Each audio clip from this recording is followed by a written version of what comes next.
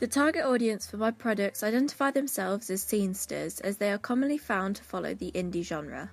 Scenesters accept new trends within music and move quickly onto new, unknown music before it becomes a big thing. Our indie pop genre would appeal to scenesters as the genre of music is quite hidden and not as common as pop itself. Therefore, I received feedback from members of my target audience to conclude whether my products were effective or not. I've acquired audience feedback from my music video, digipack and magazine advert to confirm whether the products fit the target audience or not.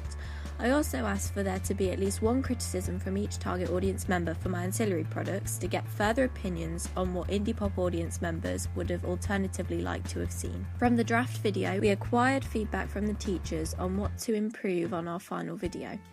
Although the teachers aren't in our target audience, they are more aware of the conventions of music videos than we are, as well as the exam board's expectations, so their feedback is very important to us.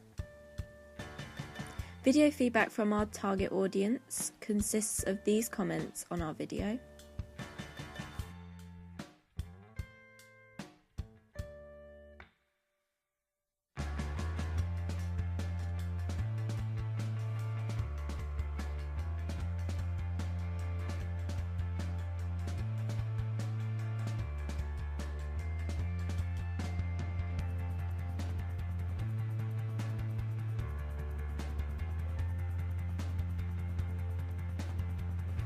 Indirect feedback was given from our teacher regarding our use of lights for our video.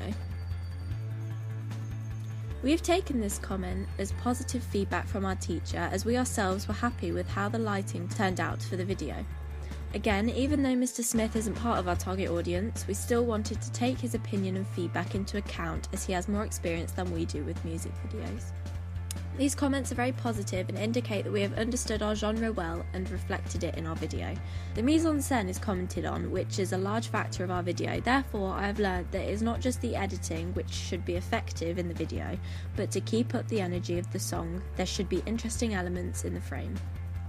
As a frequent comment about our music video involved the mise-en-scène, it could be said that our video would be used for the purpose of diversion, as it acts as a feature of entertainment for no life-changing purpose, as there was no underlying message to our video. Diversion is an element of Katz's uses and gratifications theory from the 1970s, and makes the point that some music videos are used primarily for something to do, and I feel that our video adheres to the diversion category. I also have initial feedback from my second draft digipack and magazine advert, the products involving the old band member. These elements of feedback were from members of my target audience, and the ones in green were later applied to my final digipack and magazine advert.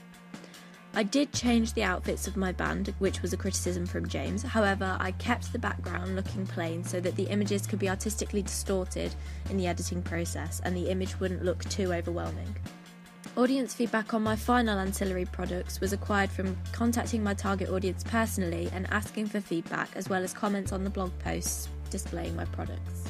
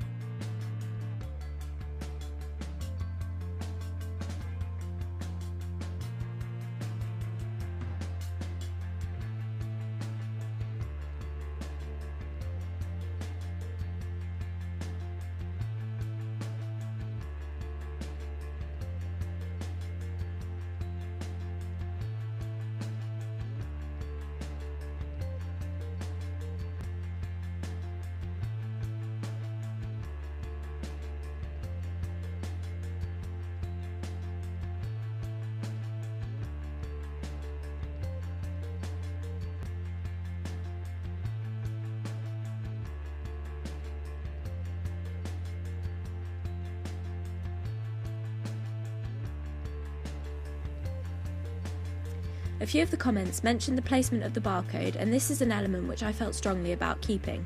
I used the conventions of Years and Years' digipack, as they fit the same genre as my fictitious band, and to create a verisimilitude, I wanted to use a very similar convention. Also, there were comments that the band website at the bottom of the advert was difficult to read. On a physical copy, the colour distinction is slightly more prominent, however I do agree that perhaps a darker shade could have worked more effectively. Overall, the feedback given on my 3 products was very positive, and as most of the feedback was generated from my target audience, I have learned that my products fit the indie pop genre.